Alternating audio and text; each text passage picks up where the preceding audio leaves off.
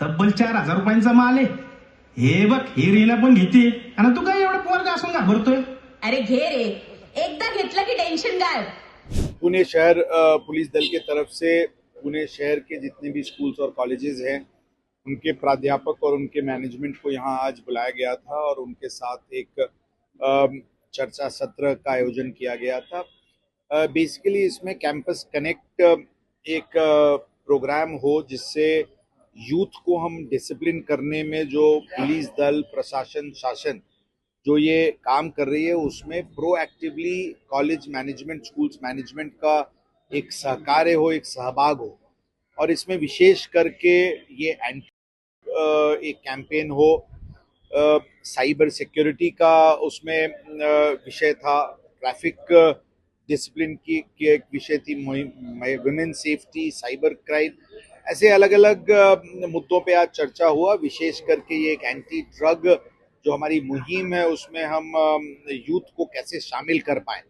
दोनों एक हमारी प्रोएक्टिव पार्टनरशिप जिससे हम इस प्रकार के पेडलर्स और कंज्यूमर्स को आइडेंटिफाई करके कार्रवाई कर सकें. एक अवेयरनेस जिससे कि डिमांड साइड पे जो इश्यूज हैं उसको हम रिजॉल्व कर पाएं और ओवरऑल पुणे शहर को ज़्यादा हम सेफ और सिक्योर और उसके जो एजुकेशनल इंस्टीट्यूशंस हैं उन लोगों को कैसे हम और डिसिप्लिन कर सकें, इसके लिए एक्सरसाइज थी और बहुत अच्छा एक उसका रिस्पांस मिला है. मुझे विश्वास है कि आगे जो हमारे पुलिस स्टेशन के अधिकारी कर्मचारी, क्राइम ब्रांच के अधिकारी कर्मचारी और स्कूल्स के कॉलेजेस के मैनेजमेंट और शिक्षक वर्ग के साथ मिलके ये मुहिम जरूर यशस्वी हो. सर, पुलिस का एक्शन प्लान क्या रहेगा सर? किस तरह से एविडेंस भी होगा? पुलिस का एक्शन प्लान के लिए हमने जैसे बताया है कि हमने प्रत्येक चौकी को और पुलिस स्टेशन को एक व्हाट्सएप ग्रुप बनाने बोला है जिसमें स्कूल्स के और कॉलेजेस के मैनेजमेंट और उनके जो टीचर्स हैं उनकी एक इंटरैक्टिव एक ग्रुप रहेगी जिसमें क्या समस्या है स्कूल्स के आसपास, कॉलेजेस के आसपास, उसका निराकरण करने का विषय. एक कोऑर्डिनेटेड एक्शन प्लान के तहत 1 महीने में हम सभी स्कूल्स कॉलेजेस को कवर करना चाहते हैं जिसमें हमारे अधिकारी कर्मचारी विजिट्स करेंगे और स्टूडेंट्स के साथ और टीचर और मैनेजमेंट के साथ चर्चा सत्र करेंगे जिससे हम एक अवेयरनेस इन विषयों पे युवक में, स्टूडेंट्स में हम फैला सकें. सर, सोशल मीडिया के माध्यम से भी विरोध पूछा जाता है, किस तरह से प्लान किया जाता है? सभी प्रकार के, देखिए जहाँ तक पेडलिंग का विषय है बहुत बड़े पैमाने पे पुलिस दल में पिछले कुछ दिनों में कार्रवाई की है. इसको हम आगे पेडलिंग और कंजम्पशन दोनों के विषय में अभी बहुत ही स्ट्रिंजेंट मुहिम शुरू की गई है और इस मुहिम को पुलिस दल पूरी तरीके से एक युद्ध गति पे चला के पुणे शहर को जल्दी ही जो भी पेडलर्स और कंज्यूमर्स के लोग हैं और जो हॉटस्पॉट्स हैं पूरी तरीके से उसको क्लेंस करेंगे. सर, पेरेंट्स और शिक्षकों के माध्यम से किस तरह से सर ये प्लान आगे? नहीं, मैंने बताया पेरेंट्स और शिक्षक को ये इस पूरे कैंपेन का एक ऑब्जेक्टिव ही था कि पूरे शहर पुलिस दल, एजुकेशनल इंस्टीट्यूशंस के मैनेजमेंट, प्रिंसिपल्स और टीचर्स और साथ में जो स्टूडेंट्स हैं और पेरेंट्स, इन सबको एक कॉमन ऑब्जेक्टिव के तहत एक कोऑर्डिनेटेड एक्शन प्लान इन्फोर्स हो, इम्प्लिमेंट. या कार्यक्रमासाठी मंचावर उपस्थित आमचे सहकारी Shri Sanjay Darade ji, joint CP Pune city, Shri Sanjay Chakane, प्राचार्य तिलकराम जगन्नाथ कॉलेज खडकी, श्रीमती मुक्ता, आमचे जे सहकारी श्री राजेश बनसोड, एडिशनल सीपी, जे या पूर्ण कार्यक्रमाचे मुख्य आयोजक आणि संयोजक ज्यांनी अत्यंत मेहनतीने हे कार्यक्रम आयोजित केलेले आहे, श्रीमती तेजस्वी सातपुते, एडिशनल सीपी क्राईम, आमचे एडिशनल सीपी ऍडमिन, आमचे इतर मंचावर उपस्थित सहकारी अधिकारी आणि विशेष करून या कार्यक्रमास पुणे शहराचे वेगवेगळे भागातून आलेले सर्व कॉलेजेस, स्कूल्स याचे प्राचार्य, मॅनेजमेंट, पत्रकार बंधू भगिनींनो, मी आपले परत एकदा पुणे शहर पोलीस दल यांचे वतीने आपले हार्दिक स्वागत करतो आणि आपण आज इथे मोठ्या संख्येने इथे उपस्थित राहिलेले आहेत त्याबद्दल अत्यंत आभारी आहोत. अशा प्रकारचे कार्यक्रम आम्हाला आठवतो आम्ही 1 वर्षापूर्वी याच हॉलमध्ये घेतले होते जिथे पण आपण मोठ्या संख्येने उपस्थित राहिले होते आणि बरेचसे काम आपल्या स्तरावर जे अपेक्षित काम आहे. डिमांड साईड असतील, सप्लाय साईड असतील.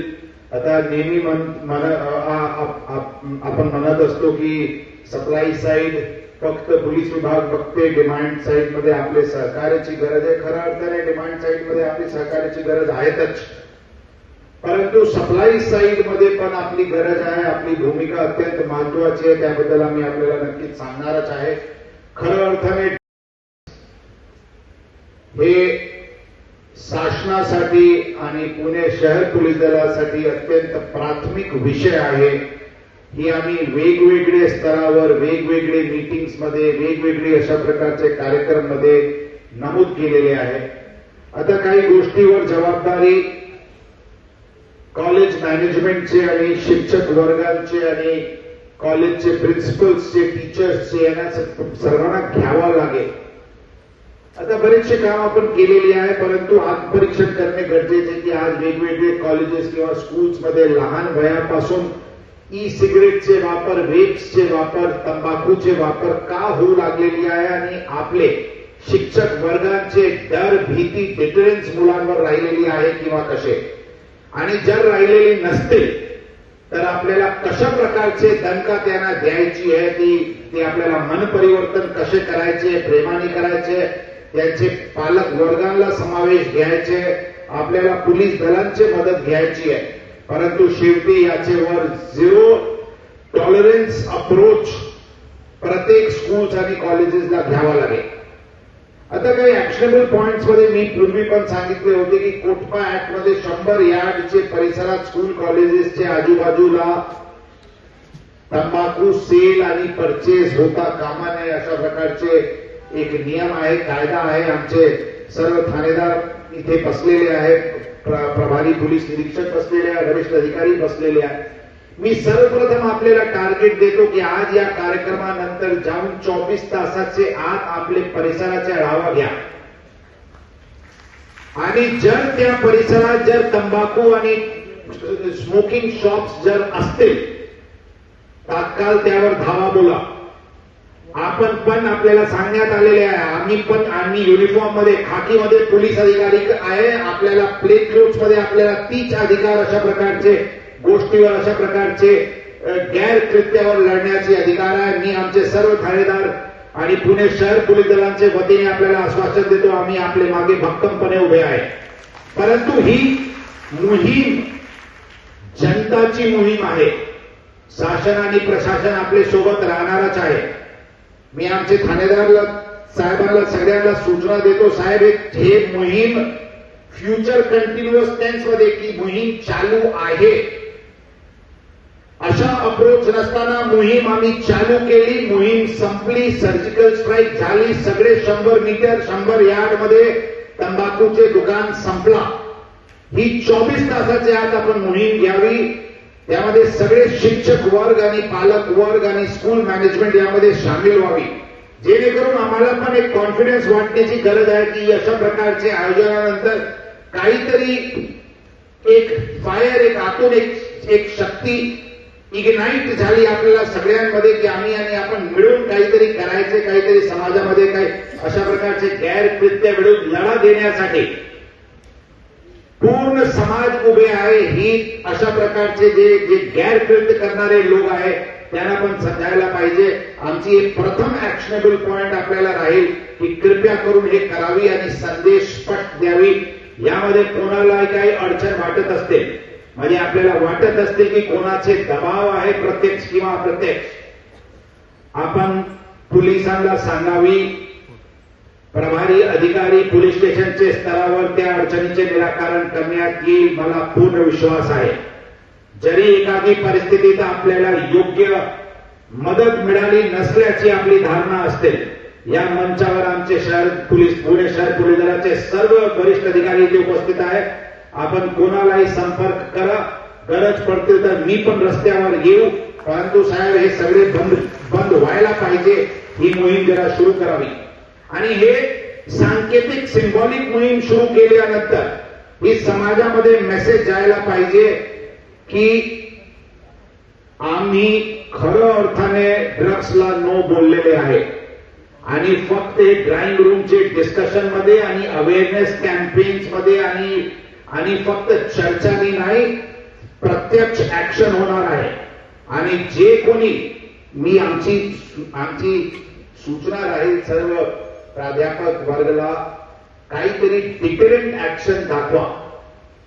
जे मुलं वेब्स घेऊन स्कूल किंवा कॉलेजला येत असते, साहेब डिफरन्स ऍक्शन घ्या, एक्सपेल करा तात्काळ त्यांना.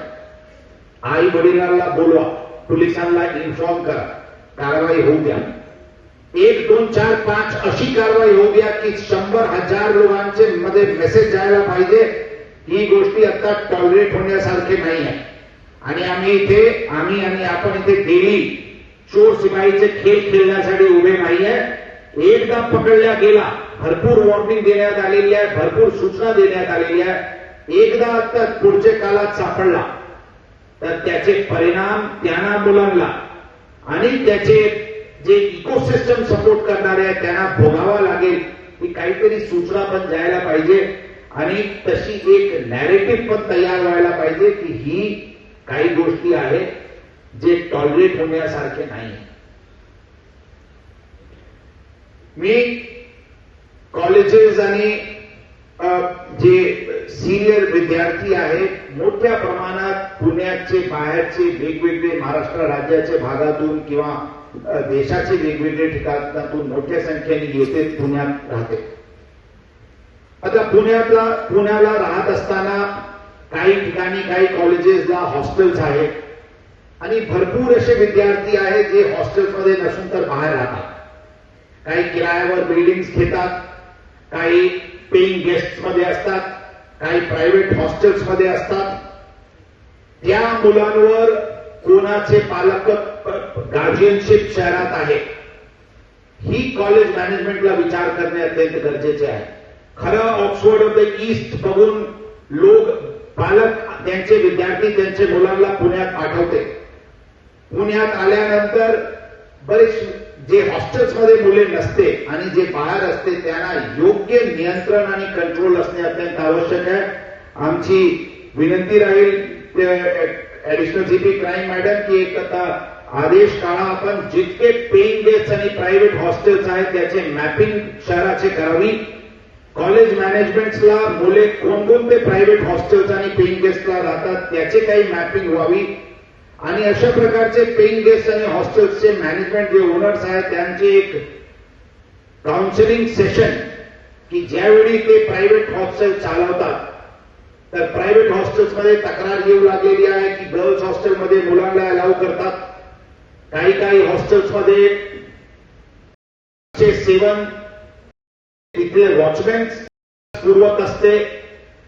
आता काही एका केस झाली मागे आपल्याला आठवत असतील, एका कॉलेजचे 1800 विद्यार्थी फ्रेशर्स पार्टीमध्ये दारूचे पबमध्ये बसून पकडले गेले होते आणि त्यामध्ये समजला होता की काही प्रायव्हेट हॉस्टेलचे ओनरने ते इव्हेंट मॅनेजमेंट केला होता.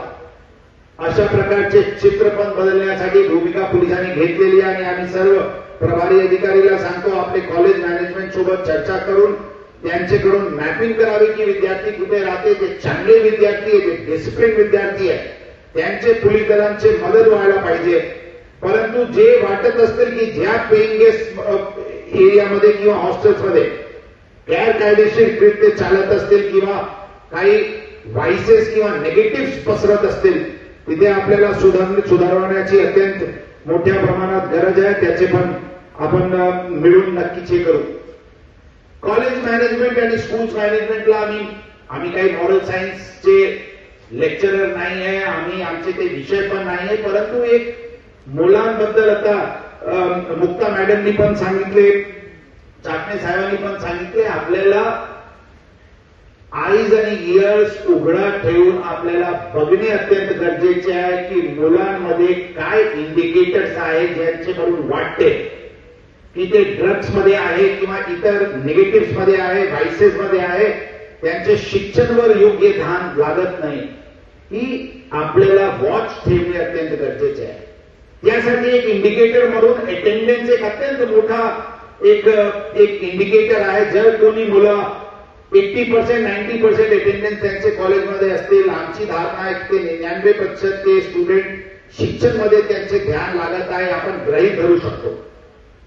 ज्यांचे 30%, 20%, 10%, 15%, 40% अटेंडन्स आहे ते बिहार, यूपी, हरियाणा लांबून आलेले ते शिक्षणासाठी आणि अटेंडन्स आहे 10-20%.